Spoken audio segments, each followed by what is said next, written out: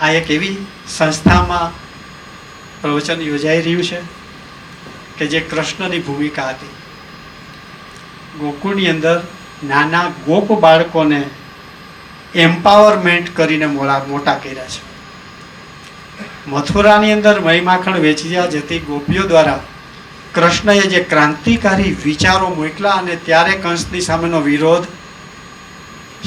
સ્ટ્રેટેજીના ભાગ તરીકે કર્યો છે.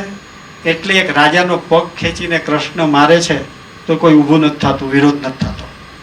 આ પ્રક્રિયા સામાન્ય માણસોને લઈને કૃષ્ણએ કરેલી છે.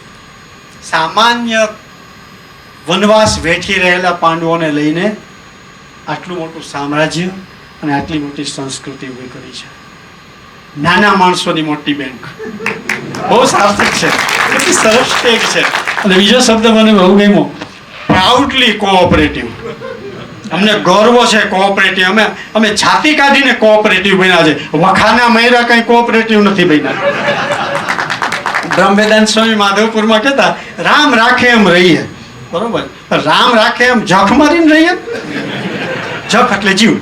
રામ રાખે એમ જખ મારીને રહેવું કે રામ રાખે એમ મોજથી રહેવું, આ પસંદગી આપણી છે. પ્રાઉડલી કોઓપરેટિવ છે.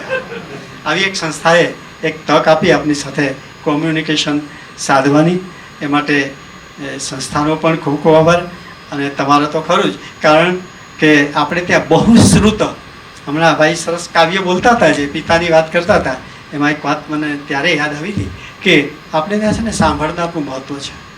બહુશ્રુતને આપણે વિદ્વાન કહીએ છીએ, વેલ રેડને નહીં, બહુશ્રુતને. કારણ કે નારદ ભક્તિ સૂત્રમાં બહુ સરસ વાત નારદજીએ કરી.